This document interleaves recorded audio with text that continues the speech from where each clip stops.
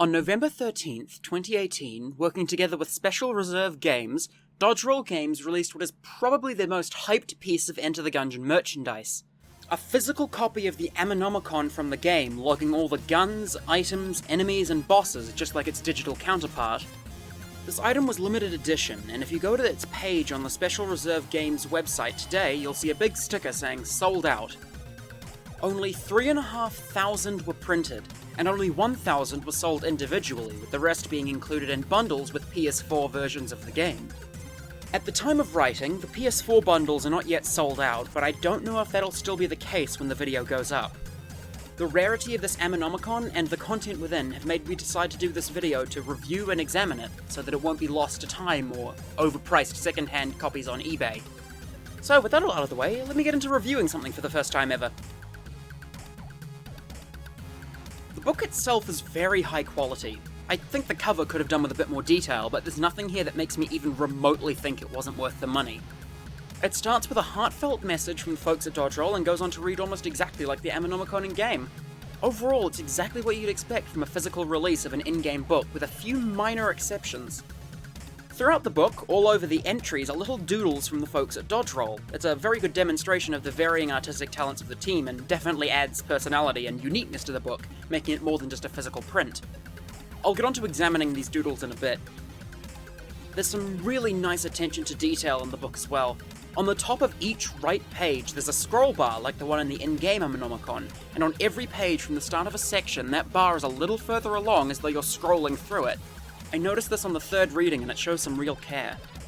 Even the box the book comes in is nice to look at and 100% worth keeping.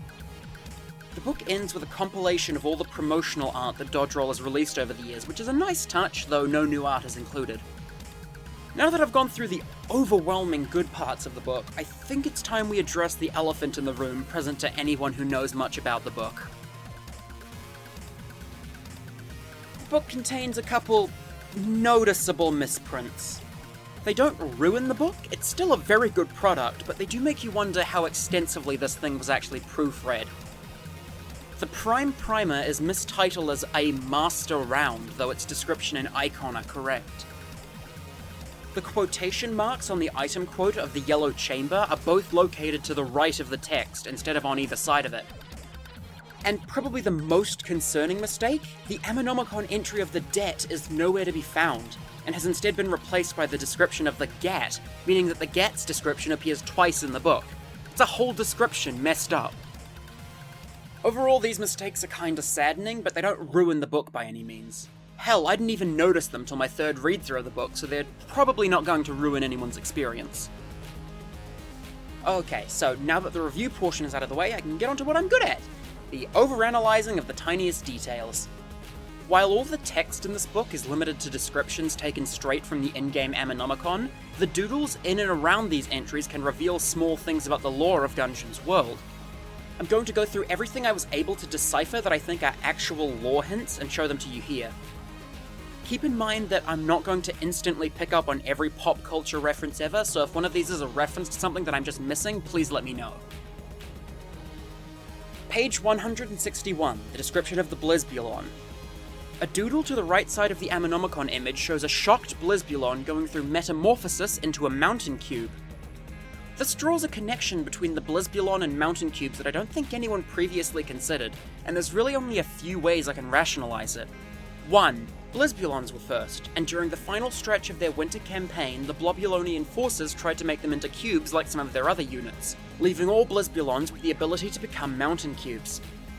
If this is the case, then the continued existence of mountain cubes outside the Gungeon would mean that they likely defected instead of dying with the rest of the army, and it would also explain how mountain cubes ended up in the Gungeon. 2. Mountain cubes came first, and during preparation for their winter campaign, the Blobulonian forces took mountain cubes and genetically modified them into Blizzbulons, leaving some way for the modified Blizzbulons to turn back. 3. There is no connection, and Blizzard cubes just so happen to look like mountain cubes. An important development in Blobulonian lore, to be sure. Page 171, the description of the Ammomancer. A doodle in the Ammomancer's entry shows a gunslinger reading from a book bearing an illustration of the Lich on the cover. They then throw away their hat and don a crown, becoming an Ammomancer. This would make sense considering that Skeletons are supposed to be the servants of the Lich, and his knowledge and research would likely be necessary to call them forth. Page 171 again, the description of the Jammomancer. A doodle under the Jammomancer's entry shows a Jammomancer surrounded by candles and calling forth the Lord of the Jammed himself. It was never quite established how far Jammomancy can go, and as it turns out it can apparently go right to the top, establishing a direct connection to this dreaded spirit who lurks beyond the curtain. Page 180, the description of the Tombstoner. A doodle to the left of the Tombstoner's entry depicts the Lich hunched over a desk covered in flasks of strange chemicals and what looks like a book, while dismissively waving off his hordes of Tombstoner servants and some bulletkin. This seems to show that the Lich is continuing his experiments, even in the depths of bullet hell. Caliber only knows what he's working on, but it's probably nothing good. Page 181, the description of the gun nut. This entry contains a few short doodles showing how a gun nut is made. It starts with a gun drawer presenting his magical staff to the blacksmith, who forges it into a sword of pure bullets, like all gun nuts carry. The final doodle shows the now incredibly buff and armoured gun drawer lofting the bullet sword over his shoulder, having completed his transition into a gun nut. Whether or not this is how all gun nuts are made, obtaining the sword and then working their way up to their full stature, or if this is a special case, isn't made clear. I find it particularly interesting how this shows that gun nuts aren't a unique species of undead, instead being humanoids who took up the mantle, though I suppose it does make sense. Page 182, the description of the spectral gun nut. This entry shows a spectral gun nut with its helmet pulled away. You see what you'd probably expect given the last entry on the gun nut and how spectral gun nuts are just ghostly versions of them. A human skull. Page 185, the description of the flesh cube. A particularly disturbing drawing on this page shows a gun cultist tearing his own face off with his bare hands, while a smiling lead cube waits nearby.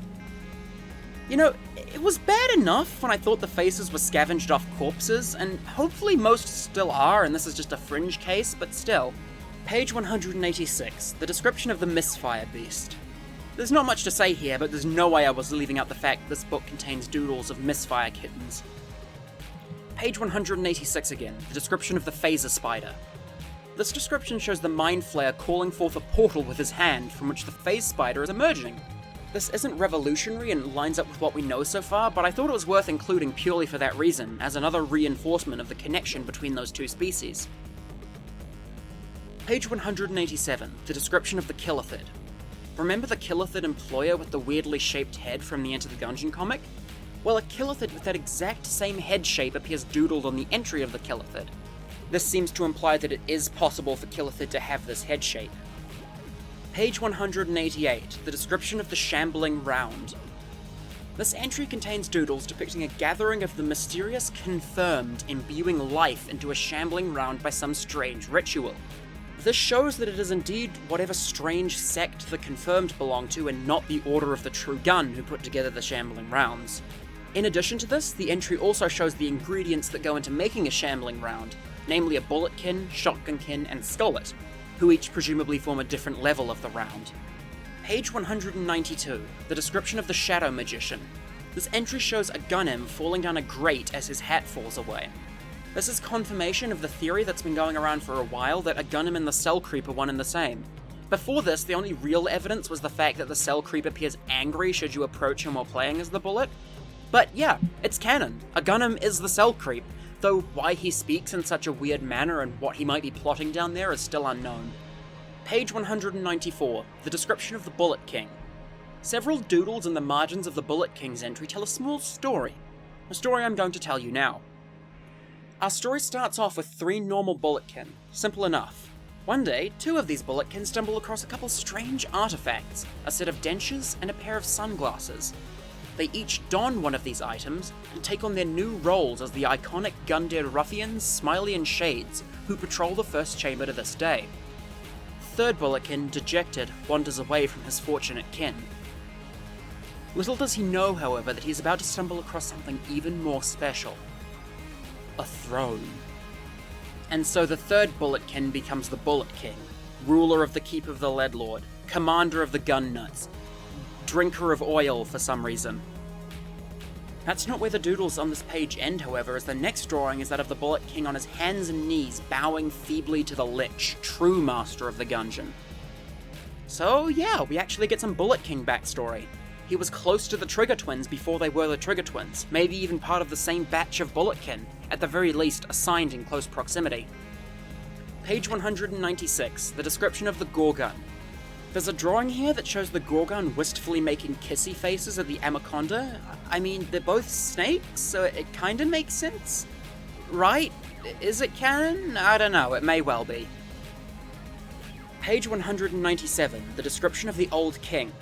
A doodle in the Old King's entry shows him being literally dethroned by force by the pig brute Cannon, presumably during Cannon's initial invasion of the Gungeon. A Gunnim stands behind Cannon, trying to look menacing. In the end, all this really shows is that Cannon and the Old King have had at least one run-in, and that Cannon came out victorious. This is a bit of speculation, but this may have been the incident that resulted in the Old King's initial death, since we know that the Old King returned from the grave thanks to a line from the drunkard calling him the Dead King. Page 204, the description of Cannon. Another drawing of Cannon in an altercation with a prominent Gungeon figure, namely the true Gungeon master himself, the Lich. I'm not quite sure who would have won this duel, considering the immense power of the Lich and the timeline of the Gungeon, but I have a theory. A lot of people have said that the Bullet's past is the only one that played out first time round, since in present day Cannon no longer rules the Gungeon, so the Bullet must have stopped him, right? I propose that this is in fact not the case, and that due to the Bullet's failure in protecting the Gungeon, Cannon eventually conquered every chamber of the Gungeon except for one, and that the Lich himself was forced to emerge from the depths of Bullet Hell and deal with him himself. I struggle to rationalize any other scenario that fits with the timeline where the Lich and Cannon have a one-on-one duel. Sorry for the rampant speculation, I'm just trying to think this all through. In the end though, if you draw different conclusions, please let me know. I find other people's theories fascinating. Page 192 and 205, the mini-boss and proper boss descriptions of Blockner. Now the actual descriptions of the boss and mini-boss Blockner versions are the same, just like in the in-game Ammonomicon, but there are different doodles across both entries. The most interesting things found on these pages are drawings of Blockner without his helmet. And well, he looks so normal with that thing on. A balding old humanoid, the exact sort of person you'd expect to travel with Manuel. He's a cranky old ex-knight just pootling around the Gungeon, and seeing him in this light really makes you realize that. It humanizes him a lot more. Of course, I don't know if he is actually human. He looks human, but since all the doodles are colorless, he may well have bright green skin or something. Finally, page 204, the description of the Lich. The Lich's page features all of the Gungeon marching in unison towards their true master, the Lich in human form. One of the best illustrations we have of him, as a matter of fact. The painting above the fireplace in the keep shows him with shorter hair, much more ominous clothes, whereas the Lich we see in the physical Ammonomicon looks far more casual and just happy. Now that I've gone through all the doodles that are definitely lore-related, it's time I go through all the entries that I don't fully understand the canonicity of, things I can't fully rationalize. Pages 43, 69, 88, 101, and 115. All of these pages contain descriptions for bee-related items, and all of them also contain entries in the same running gag. That the bees have creepy human faces on them. I don't know, it's worrying. Pages 45 and 46, the descriptions of Bundle of Wands and the Witch Pistol. Both of these entries contain drawings of stereotypical long-nosed Plague Doctory magic users. Currently, the Plague Doctory sorcerer drawn in the margins of the Bundle of Wands entry is the best candidate for what the nameless magic user in its description would look like. Page 65, the description of Excalibur. The description of Excalibur contains a drawing of the Bullet Kings standing proud in front of a crowd of Bulletkin. I know that this is a reference to the tale of King Arthur and such, but most of the time in the book, when an item description contains a drawing of an established character, the item is associated with that character. The description of Excalibur says it was used by a mythical hero. I don't know, maybe this is somehow the Bullet King? It just doesn't make much sense. Page 101, the description of Helix bullets. The description of Helix bullets contains a doodle of the, quote, forgotten Gungeon creature that it comes from, and it appears to be an ammonite. A beautiful, beautiful pun. that Titanium Grunt actually came up with around the same time that the supply drop was launched, which is a really weird coincidence. Page 116, the description of duct tape. There's just a drawing of a train. A bullet train, if you will. Well, actually it's a steam train, but it's Gungeon and it has a face, so it's a bullet train, okay? Page 128, the description of the busted television. There's a drawing of the pilot and the hunter watching TV on the robot's face. The pilot looks like he's trying to put his arm around the hunter, maybe, and at least the hunter seems to think he is. And she doesn't look too amused. I can't tell if this is the pilot just relaxing or if he's trying to be real smooth. Page 129, the description of the bloodied scarf. I really wasn't expecting this, but yeah, the bloodied scarf has a drawing of what is clearly the cut ninja character, greatly solidifying the connection between him and the item. If this item is his, then this being essential confirmation might just drag the ninja back into being canon. Page 139, the description of the hegemony credit. This page contains doodles of most NPCs in the game, even ones who don't take HMON credits, like Flint, Allburn, and the Old Man. The particular doodle I want to focus on, however, is this one, Mancervantes standing over the dead body of the Gunsling King. This one is really out of place, and I don't quite know what it has to do with anything. Maybe Mancervantes got his revenge. Page 145, the description of the mutant Bulletkin. A small reference in the margins of the mutant Bulletkin's entry shows the resourceful rat training some mutant Bulletkin in the art of ninjutsu. I trust you to figure out what that's referencing. Page 149, the description of the Executioner. This description shows an executioner cutting off the slugs of Bulletkin with a guillotine, while a Bulletkin and a shotgun can watch on in horror, and the mindless Spence left behind wander away. Also, the executioner is holding an axe. An axe! Page 167, the description of the Cubulid.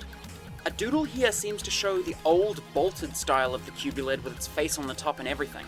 It also seems to be made of a harder metal as opposed to the viscous nature of most blobs, as it looks to be deflecting bullets.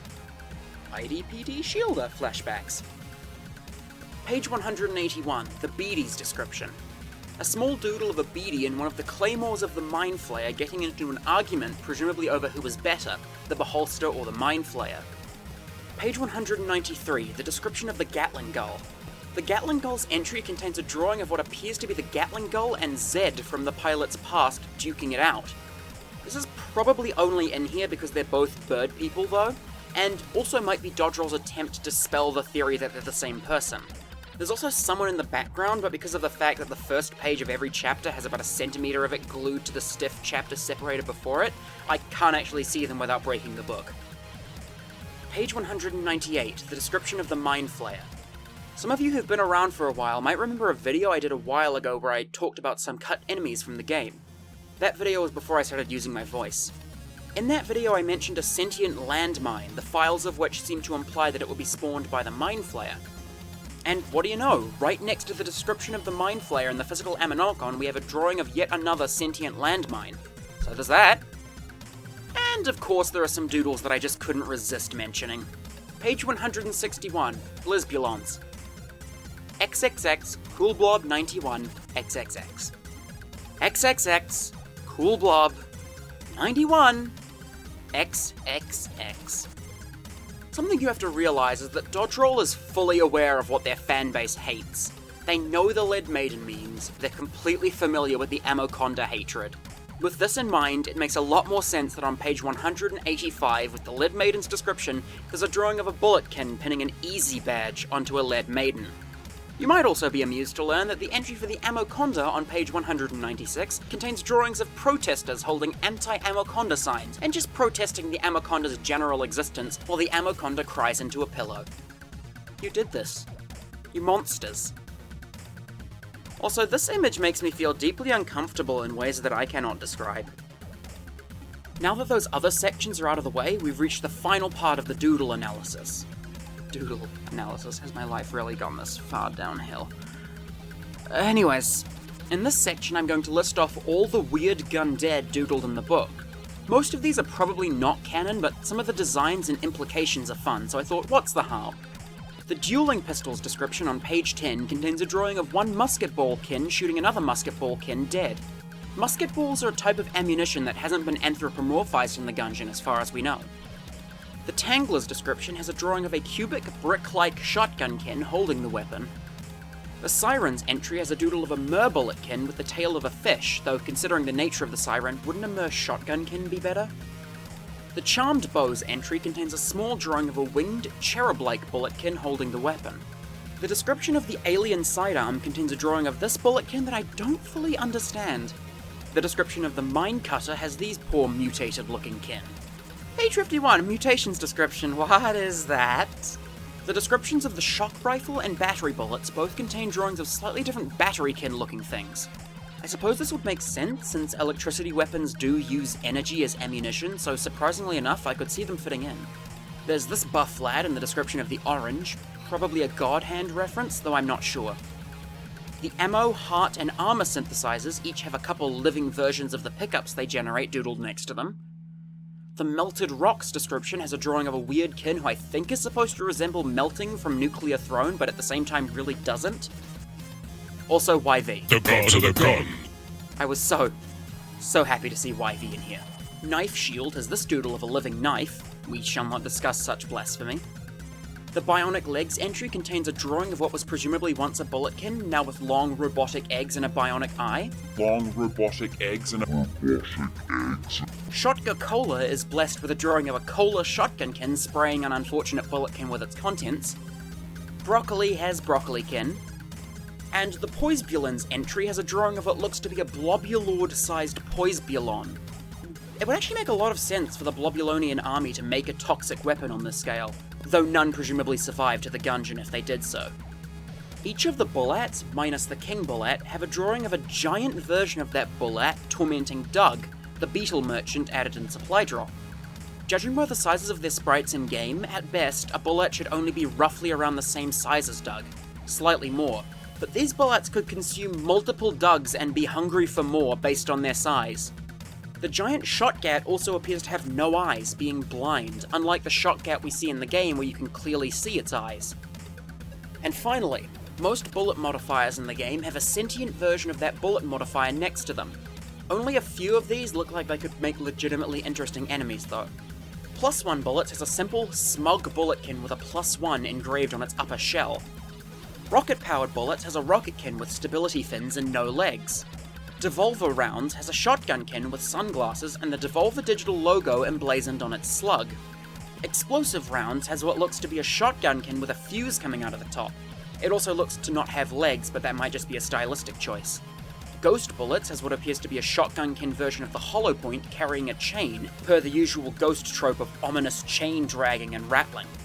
This is the only one of the modifier kin that I kinda want to see as an enemy in-game, if I'm honest. Alpha Bullets has a normal-looking bulletkin with an A engraved on its upper shell, giving 2 thumbs up. Omega Bullets, on the other hand, has a bulletkin with no markings on its shell, but a pair of feathery wings, flying with a very calm expression. Scattershot has a relatively normal-looking shotgunkin outside of its messed-up face, of course. Irradiated Lead has a grumpy-looking shotgunkin with a stylized skull emblazoned on its slug. Hot Lead has this particularly unique-looking shotgunkin with no mouth or legs, fire for eyes, and a flame symbol on its slug. It also appears to be shooting a fireball with no visible gun, like a fire bro. There's the battery kin I mentioned earlier assigned to battery bullets. Frost Bullets has a shivery shotgunkin with an icy slug who looks to be affected by the cold, poor thing. Charming Rounds has a smug-looking shotgunkin with a heart on its slug. Magic Bullets has a levitating bulletkin with a cape and hanging amulet. It also has a third eye-looking diamond shape on the part of its slug I suppose you could call its forehead. Angry Bullets has a dead meme. Easy Reload Bullets has a double-ended bulletkin with 2 faces, and presumably 2 separate minds.